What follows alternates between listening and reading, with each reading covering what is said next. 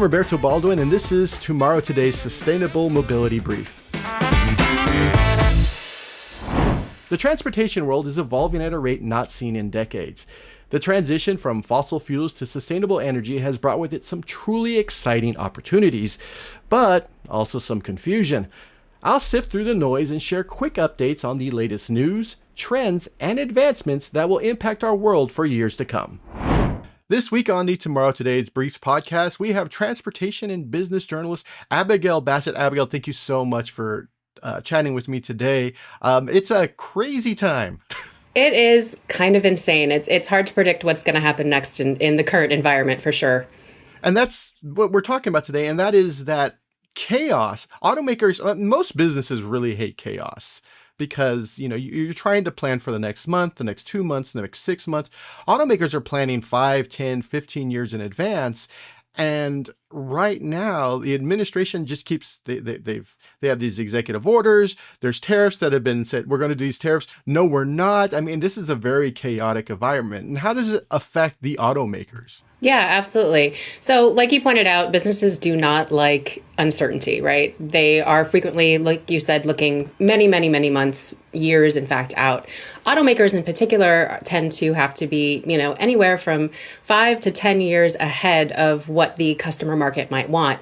And when something like tariffs comes into play so suddenly and relatively unexpectedly, even though the administration had been saying that they were going to do this for months and months before the inauguration, it really wreaks havoc with their business. Now, the tariffs that were announced last weekend were really steep and really in particular damaging, or could be damaging, to automakers. That's because since NAFTA, since the 90s, when the North American Free Trade Agreement was ratified, we've had relatively porous borders with our northern and southern countries, right? So companies, to cut costs and save on manufacturing, built plants in both Canada and Mexico. And they send their vehicles back and forth across the border multiple times. So one vehicle may cross anywhere from 6 to 8 times across the border. Now, when that happens, a tariff hits each and every time. And that's been the thing that has completely upended what the automakers are sort of planning for and looking ahead at. And with that increasing sort of toll, if you will, on different parts, on complete bodies, on all kinds of things, the cost eventually will trickle down to the consumer. I saw some reporting this week actually from S&P Global Mobility that estimated that a 25% tariff on a $25,000 vehicle, so nothing that's really very expensive, coming from Canada or Mexico would be around $6,500. And most of that cost would end up going to the consumer. So it's a huge issue for automakers and manufacturers, especially because they've had these long established manufacturing plants in both Mexico and Canada. Yeah, you're essentially making it. I think a lot of people sort of misunderstand what tariffs are, and at the end of the day, the automaker still needs to make a profit on their vehicle. And in order to make a profit, they just raise the price. And especially now, I think the auto industry has been, it looks like they're finally figuring it out. But for years, they just kept raising prices and raising prices and raising prices. And so the average consumer can't really buy a new car unless they're making a pretty good wage because the prices are so high. So, that's great for the used market, but the used market doesn't keep the automakers in business. No. And the thing of it is, too, that, there was actually a report that SAE that you guys put out in December saying that we may be sort of hitting peak car, right? Which is also a concern for automakers. If we've hit peak car, meaning that, you can't continue to sell new vehicles to the same people over and over and over, especially, to your point, with these increasing prices. I can't remember what the exact transaction price for new cars is right now. I think it's around $40,000 for the average transaction price, which is really high. It's, again, one of the most expensive things that consumers will buy. But, the fact that we're kind of in this phase where we may be reaching peak car, where demand may be receding, and then you layer these tariffs on top, and it's really just thrown the automakers into this sort of like, oh my God, what do we do? How do we even do this? I mean, I saw something this week as well that said that if these tariffs go into place as they are right now, which we can't predict, obviously, this administration is really unpredictable, and that's part of their game plan. It could potentially basically freeze the automaking industry in the U.S., like dead stop within a week. It would have to shut down. It would lead to mass layoffs. You want to talk about major economic impacts across the board. You know, we've been talking about inflation for a long time in this country because of the pandemic and sort of the results of what happened during the pandemic. That will just explode. You'll see so many other impacts throughout the economy if these kinds of tariffs go into place, because the auto manufacturing sector is such a huge, significant manufacturing sector in the United States. So it has really wide-reaching and huge potential impacts. And I think we're talking about the tariffs, but the executive orders, especially as they pertain to electric vehicles, also there's a lot of people who are a lot of people, a lot of local governments, state governments that are really relying on these jobs. I mean, giving people jobs in this new, sustainable economy, that was sort of a huge push. You have a factory that opens up in South Carolina or in Georgia, you're employing thousands upon thousands of people. And when you're saying, oh, we're just not going to do that anymore. Well, and pulling the rug out from under automakers like that, especially global automakers, but also, American automakers, is really bad business in general. These are businesses that have invested billions of dollars in infrastructure, right? Everything from infrastructure to manufacturing plants to, equipment to training people to healthcare, right? Because they have to pay healthcare for their workers. When you talk about undermining an entire space with that much money that's been invested, you talk about collapsing an entire industry. So it's no wonder that, there has been sort of this astonishment response from the industry. What has been interesting, at least in, just this week, I haven't seen any CEOs or any automakers really come out strongly, sort of against the administration's moves. They all have sort of couched their statements in, we believe wholeheartedly in free trade. It's vital to the industry, et cetera. It's really interesting in that that people haven't really drawn that line in the sand, because I think they're trying to determine whether or not this administration is just bluffing. Because as we've seen in the last couple of weeks, just since, this new group has come in, we've seen things that are very extreme statements that then get rolled back, or that then, at the last minute, oh, we saved it kind of thing. And one of the things too to realize is that, in the context of sort of the information stream that we're getting from the administration, this is a strategy, right? It is a strategy to overwhelm the sectors, overwhelm the people that are, listening and reading and taking in news and all of these things, so that we ultimately don't pay attention to what's really happening behind the curtain. So things like we've heard with Tesla CEO Elon Musk, getting into the treasury, getting access to personal information. Those are the really big issues, right? This kind of stuff is sort of, I think of it like Wizard of Oz, pay no attention to the man behind the curtain kind of moves. But those payments also are going to, GM, a lot of the GM especially does stuff with the military, and having, somebody from another car company going in and checking in on your military contract seems, I think there is a lot of sort of well, we can't react to everything that's happening because it's moving so quickly. But at the same time, there has to be a lot of ulcers being built up within the auto industry, just because again, these are people and these are companies that are building out 10, 15 years. And they're really just sort of on the edge of their seat, hoping that something doesn't stick like this. And I think a lot of people think that vehicles are sort of conceived and delivered within a year. They're oh, they saw it at an auto show, and then a year later the car shows up on the market. What is the reality for a vehicle?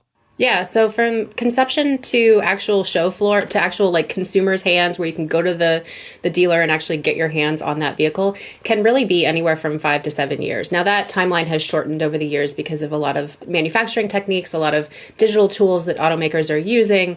They had to really adapt a lot during the COVID pandemic to sort of figure out how they were going to work together, because, building a car is a collaborative process. And so, these days it takes anywhere from 5 to 7 years to get a car to a consumer, into consumers' hands. And there are all kinds of logistical hurdles to surmount through that process. So everything from, you go through design, and then you go through safety, and then you go through EPA stuff, and then you have certifications that you have to get, and then you can finally, ship the vehicles to where they need to be to get to consumers. And that is all massively interconnected in a supply chain that, is relatively fragile, as we've come to learn following the COVID pandemic. Our supply chains are not that robust. One small thing can really disrupt them. I mean, we had a long period there where we couldn't get chips because of the COVID pandemic. And that we will likely see that kind of stuff come back again because of these new tariffs, right? So even though Canada and Mexico have sort of staved off the tariffs for now, who knows what happens after March 1st when they actually have, this is supposed to come back. But it's important to note that the Chinese tariffs that Trump has said he was going to do are now happening, and China has already retaliated with other tariffs that are going to impact American consumers, and that will further constrain supply of chips in particular. That's a big bottleneck that we're working on thanks to the IRA and the investment of the Biden administration. There's a bunch of semiconductor plants being built. There's people being trained up. But the fact of it is that those are not online, and they still have years to go to get online. So that's great and fantastic, and that investment has to be made. But the truth of it is, those chips are not going to come online for a few years now. And that's going to all depend on what happens with this administration and how they handle the supply of raw materials that we need that are coming from China. So things like tungsten. Tungsten is a metal that comes from China, and it's one of the largest producers. We don't really produce a lot of it here. There's not a lot of sources for it. So trying to navigate that as a massive automaker that has all of these vehicles, whether they are, ICE vehicles, hybrids, plug-in hybrids, electric, they all rely on these basic sort of elements and metals to get to a consumer's hands. So that can also really delay the time when a consumer actually gets their hands on it, actually gets behind the wheel, and actually can make a purchase. So, these are extremely, in automaker terms, they're not that long, but in sort of consumers' minds and memories, they are, right? They just feel like a decade to get to actually see this car. I mean, you and I can talk about 1,000 cars that we've seen, and then you're like, we're never seeing this in real life. Like, who knows if it'll ever show up? So, yeah, it's very the auto industry is very globally intertwined, and you're only a car can only come to market as quickly as its slowest supplied part.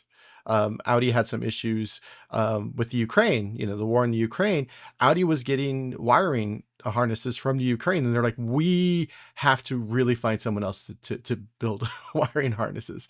And the foundries in the United States, a foundry takes anywhere from 5 to usually about 10 years to spin up. So when you're talking about chips, yes, it's great that we're building chips in the United States, but we're not, those places aren't ready. And so, yeah, I'm glad I'm not an executive at an auto company right now. yeah, well, and the other thing we should talk about too a little bit is the fact that like all of these manufacturing plants require power, right, of some form. And there's been a big shift in this country to move towards renewables, thanks to the IRA, thanks to the Biden administration's investment in renewables and a lot of the green technologies that we're going to need to ensure that, we can still breathe the air outside and drink the water. Now, with this new administration, it's unclear sort of what is going to happen with the power grid supply, with the type of power that is supplied. And you layer in the demands of like AI and all of these other things, these manufacturing plants, who knows? Who knows? Well, what's interesting about the grid is that like places like Texas, where you don't really think the Texas is going to be very pro solar or wind, they're actually very pro solar and wind, because it's actually cheaper. Yeah. Yeah. It really comes down to, I think a lot of people think, well, we're only doing, these companies and these utilities and these regions are only doing this because they care about the environment, blah, blah, blah. Not really. No, most of it has to do with cost. And it's far cheaper to put in a solar farm rather than, build another peaker or build another, natural gas place. So it'll be really interesting for how we're doing the grid, because the business reality, the pure capitalism point of it is that you're going for, how we're going to make the most amount of money. And it turns out solar's really good at like saving you a lot of money.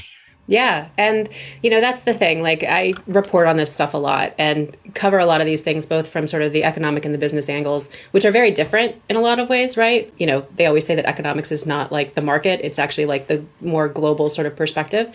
But the thing that I think these tariffs and these threats have really driven home is just how interconnected everything is. And, the question of sort of how these businesses are going to be able to adapt and, to use my coaches from high school's mantra, adapt, improvise, and overcome, is really anybody's guess at this point. And it's, the automakers are rightfully very concerned about it. I think that they thought that they were going to get a exception for this, right? They thought they were going to be like, oh, we're fine. We have all of these interrelated supply chains going across the borders back and forth. The administration will give us a pass. In truth, at least as it stands right now, it doesn't look that way, and it's going to depend on what happens in early March. So we'll have to wait and see. Well, thank you so much, Abigail. I really appreciate you chatting with us today. Thanks so much, Robbie. I really appreciate it. This was great. For more information about the evolution of sustainability, head on over to sustainablecareers.sae.org. There you can check out the latest video of the Honda Zero Series electric vehicles. Be sure to subscribe and listen every week on your favorite podcast platform. SAE International makes no representations as to the accuracy of the information presented in this podcast. The information and opinions are for general information only. SAE International does not endorse, approve, recommend, or certify any information, product, process, service, or organization presented or mentioned in this podcast.